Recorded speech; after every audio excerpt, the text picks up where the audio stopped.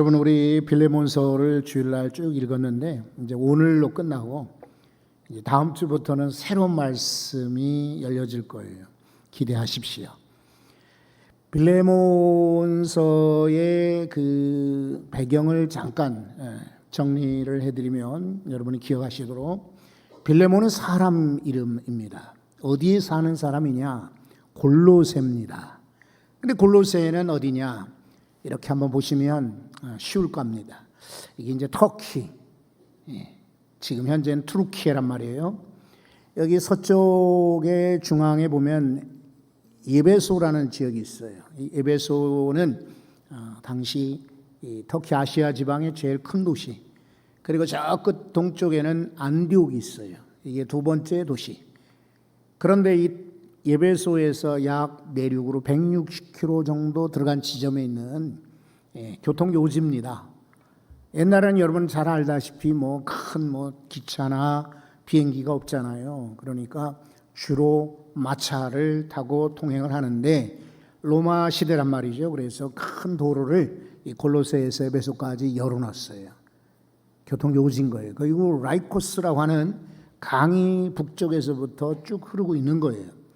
강이 흐른다 하면 수원지, 물도 마시지만 특별히 배를 타고 이동할 수가 있어요. 사람이 많이 사는 동네가 바로 이곳 골로새입니다. 여기에 빌레몬이라는 사람에게 편지한 것이 빌레몬서예요. 오늘 여기 세 사람의 중요한 인물이 나오는데, 우선은 먼저 바울입니다. 바울은 목회자의 모델이라 할 수 있어요. 목회자이죠.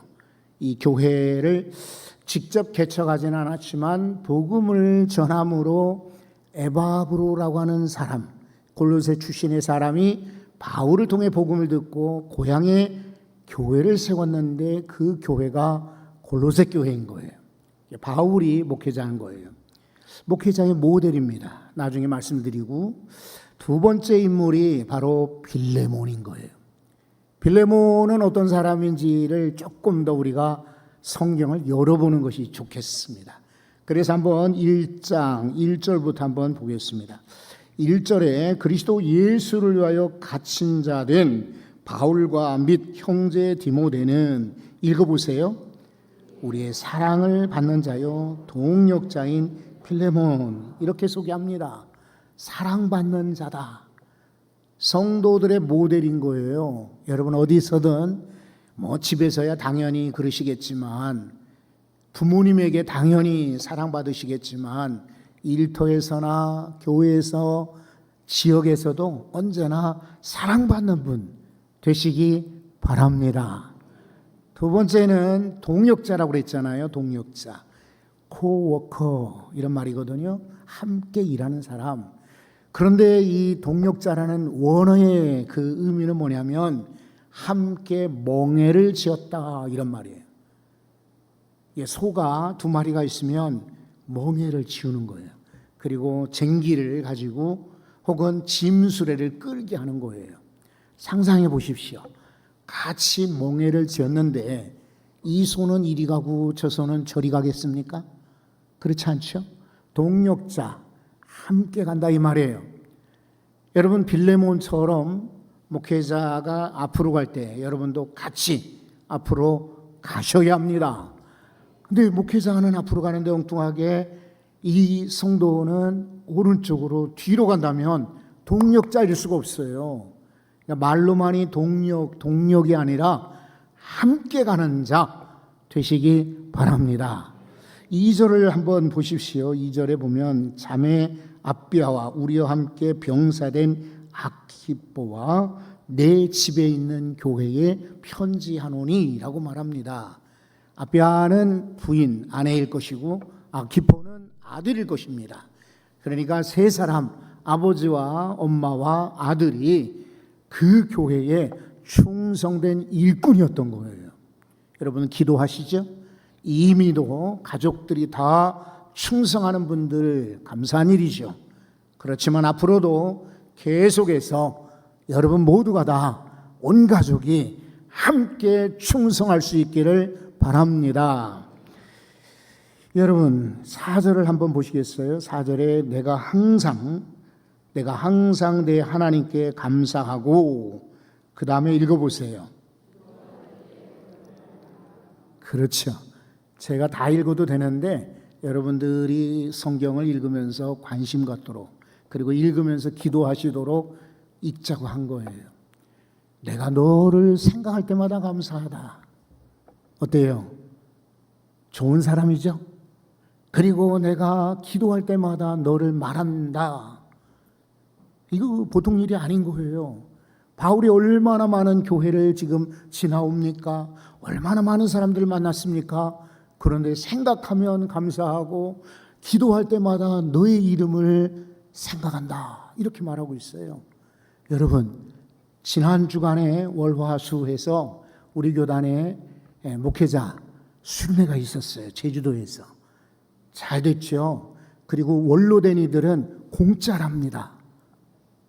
그래서 갔더니 아직 은퇴식을 안 했다고 돈을 내라네요.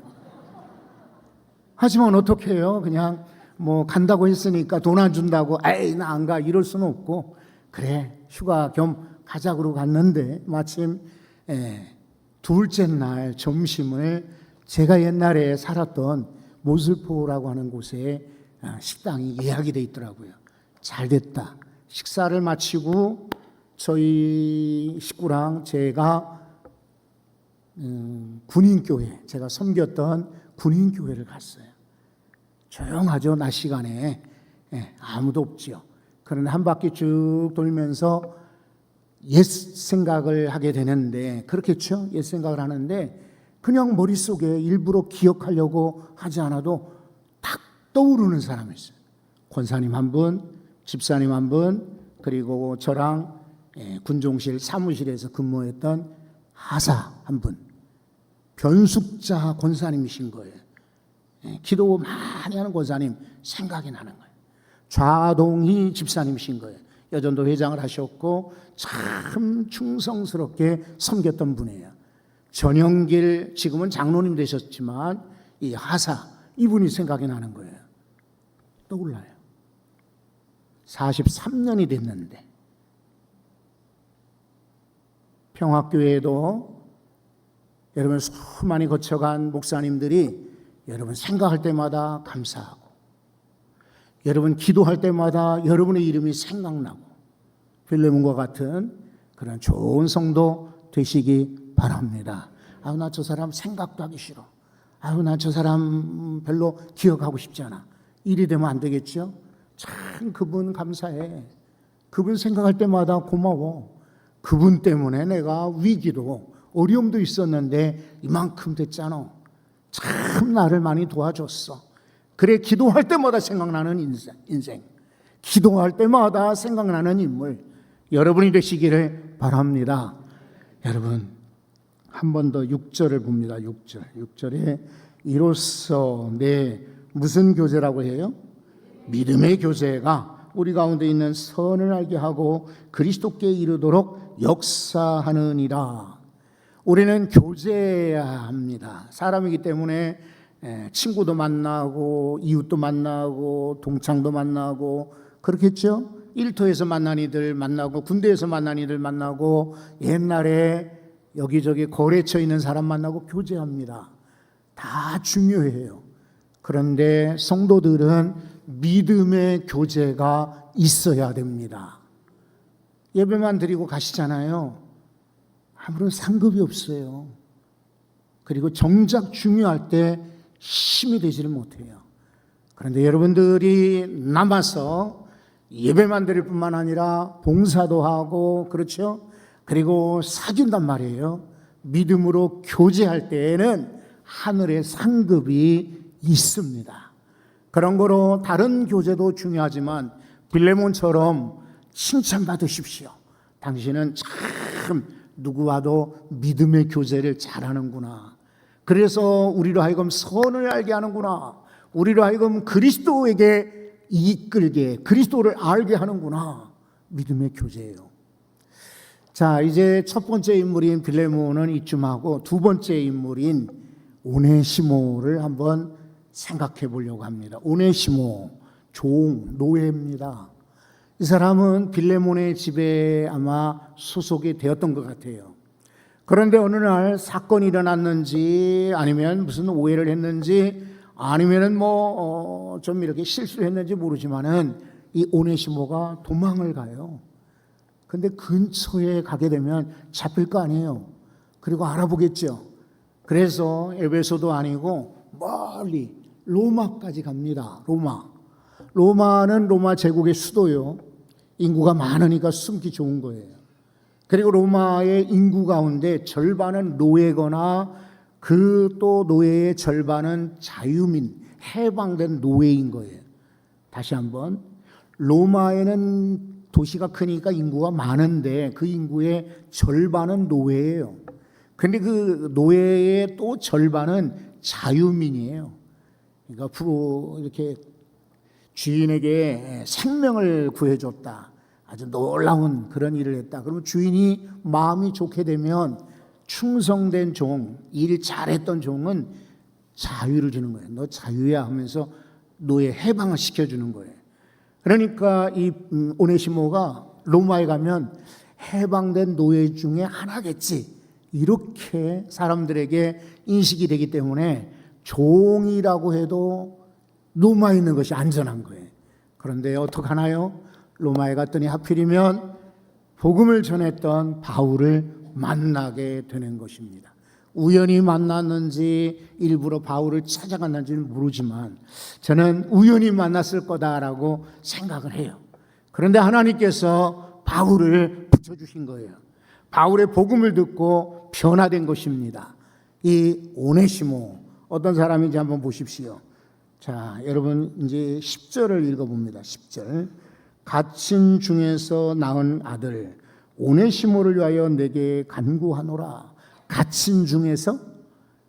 이 말은 뭐냐면 이제 감옥에 바울이 이제 1차 투옥되고 잠깐 자유 얻었다가 2차 투옥이 되는데 1차 감옥에 갇혔을 때 바로 복음을 들었던 인물이에요.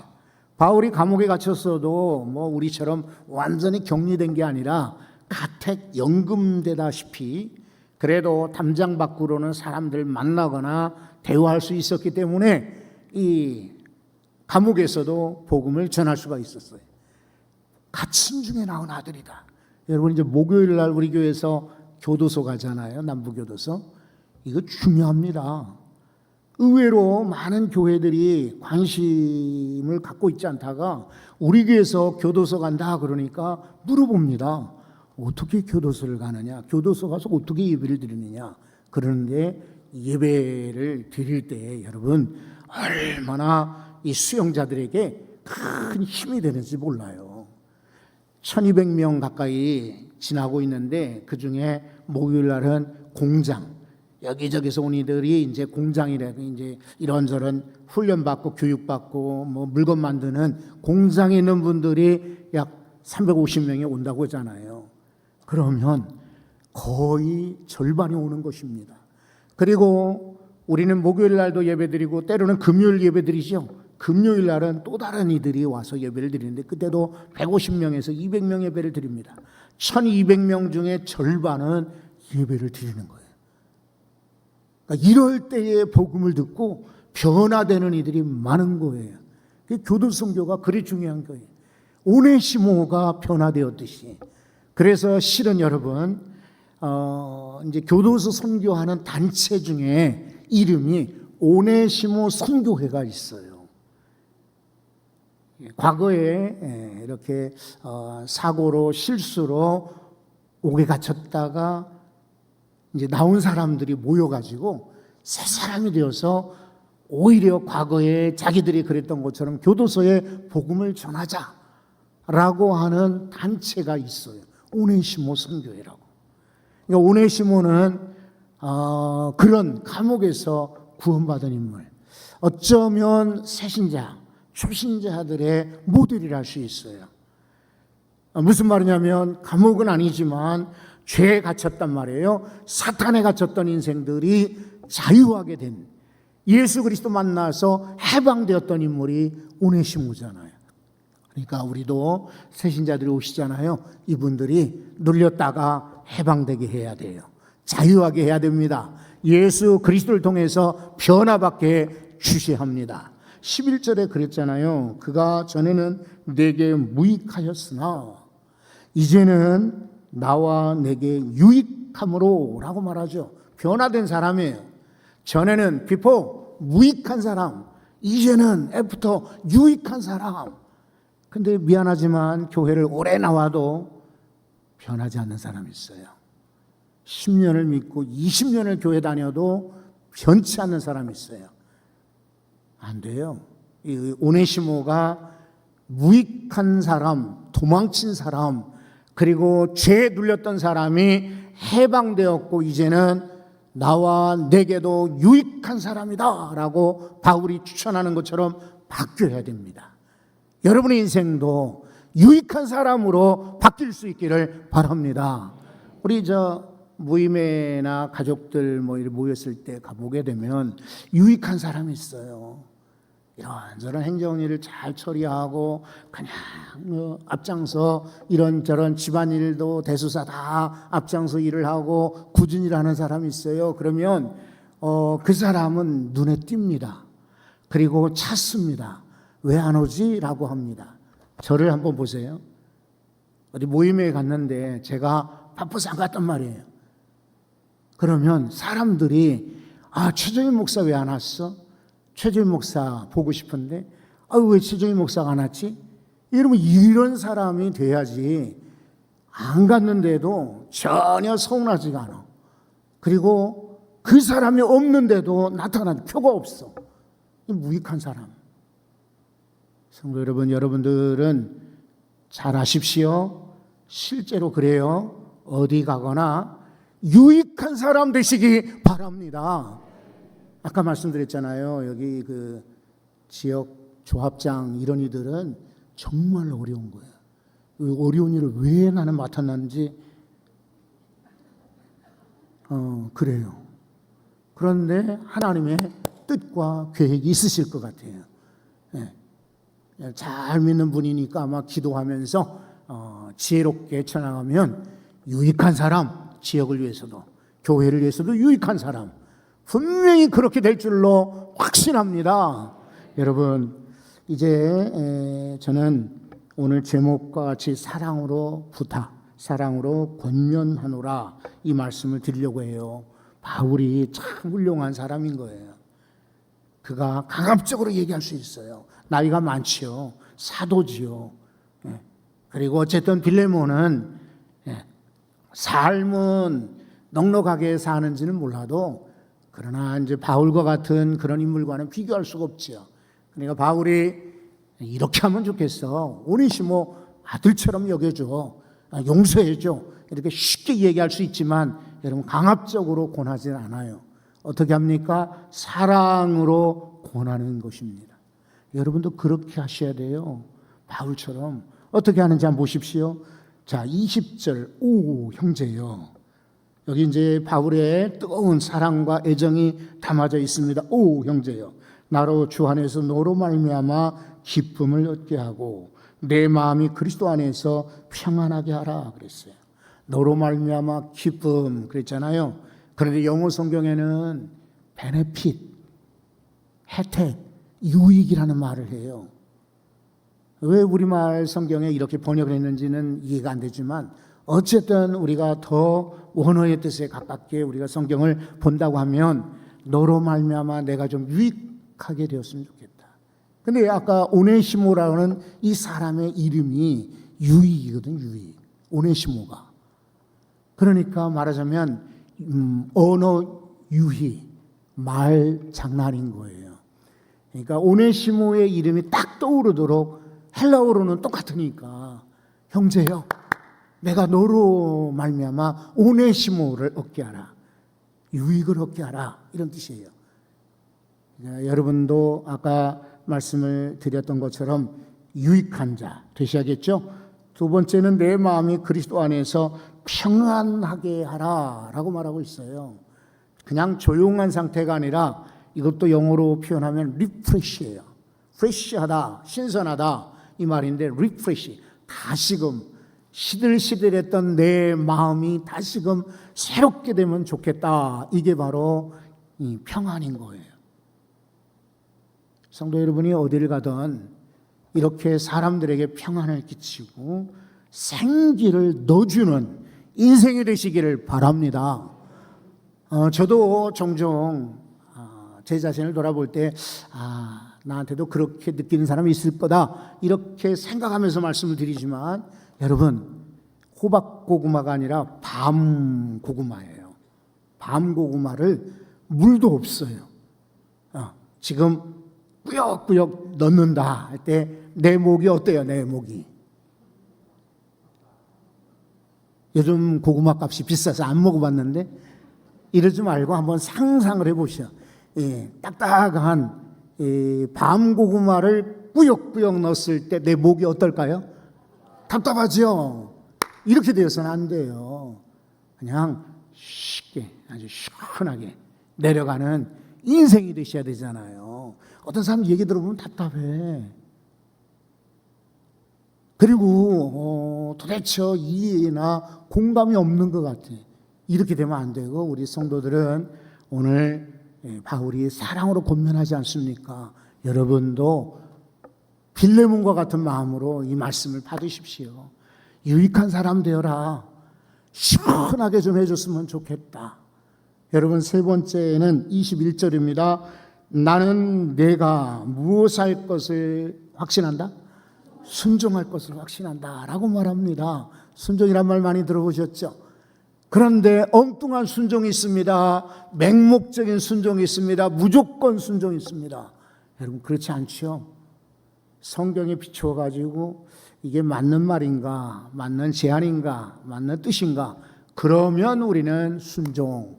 그런데 성경에 비추었을 때에 아닌 거란 말이에요. 아니다 라고 하면은 그건 불순종이 아니라 거절해야죠. 근데 우리 성도들이 착한 분들도 계시지만은 미련한 것입니다. 무조건 나 그게 좋아, 무조건 그렇게 따라야 돼. 여러분, 그게 아니라 하나님 말씀이 기준이 되셔야 돼요. 그래서 그 말씀을 맞으면은 순종하는 것입니다. 바울이 지금 엉뚱한 얘기하고 있습니까? 그리스도 안에서 용서받았으니 너도 내 종이 실수했지만 용납하면 어떻겠니? 받아주면 어떻겠니? 그가 과거에는 무익한 자였으나 유익한 자였기 때문에 받아줄 줄로, 순종할 줄로 내가 확신한다. 믿을 만하다, 이런 말이에요. 여러분도 빌레몬에게 권면한 것처럼 저 역시 권면드립니다. 하나님 말씀에 비추어서 맞는 얘기면은 아멘 하시고 순종하시기 바랍니다. 22절을 여러분에게 소개해 드리고 싶습니다. 한번 다 같이 읽어보시죠. 22절. 오직 너는 나를 위하여 숙소를 마련하라. 너희 기도로 내가 너희에게 나아갈 수 있기를 바라노라. 아멘. 숙소가 필요하다. 이거 두 가지 의미가 있어요. 하나는 이제 바울이 지금 어디에 있느냐? 감옥에 있어요. 옥중서관이니까 감옥에서 이 편지 쓰는 건데, 언젠가는 석방될 거다. 너희의 기도로 너희를 만날 수 있을 터이니 방을 예비해 두어라. 미래를 예측하고 소망하고 부탁하는 것입니다. 또 하나는 방이 왜 없겠어요? 빌레몬은 그 당시 부자였기 때문에 얼마든지 사도가 온다면 방은 줄 수 있어요. 근데 왜 이야기를 해요? 그 중에 하나는 저는 그냥 물리적인 숙소보다는 마음의 숙소, 공간을 지금 요구하는 것이라고 봅니다. 너무나 지금 마음에 요만큼도 들어갈 여지가 없는 사람들 많아요. 무슨 말만 하면 툭 튀어나와. 그리고 싫다고 거절을 해요. 여러분, 그래서는 안 돼요. 우리 마음이 넓어져야 돼요. 마음의 공간이 넓어져서 좀 불편한 얘기도 그렇구나, 좀 나에게 싫은 이야기도 내게 유익이겠지 라고 들을 수 있어야 돼요. 근데 지금 숙소가 뭐예요? 부탁을 해도 전혀 들으려고 하지 않는 여유가 없는 이들이 많아요. 그렇지 않습니다. 여러분, 사랑으로 권면합니다. 미래에 내가 석방될 터이니 미래를 부탁하기도 하지만 사랑하는 성도 여러분, 빌레몬처럼 여러분의 마음의 방들을 여시기 바랍니다. 나랑 안 맞으면 어때요? 또 재밌잖아요. 나랑 의견이 일치하지 않아도 이거 하나님은 다양성, 다채로움을 원하시는데 예수님의 제자들 보면은 다 성격이 다르잖아요. 그리고 바울이 다 함께했던 동역자들이 전부 똑같은 찍어낸 붕어빵들이었습니까? 아니죠. 의사도 있었고 상인도 있었고 학자도 있었고 얌전한 도련님도 있었고 여기저기 움직이는 이들도 있었고 이러면서 다양하게 사역을 했던 것처럼 여러분 오늘도 우리는 마음의 문이 열려져야 합니다. 그래서 어떤 얘기도 수용하고 좋은 이야기도 받고 어려운 이야기도 받고 그러면서 감싸주는 어때요? 여러분 마음에는 여분의 공간이 있습니까? 대답하십시오. 예, 여셔야 돼요.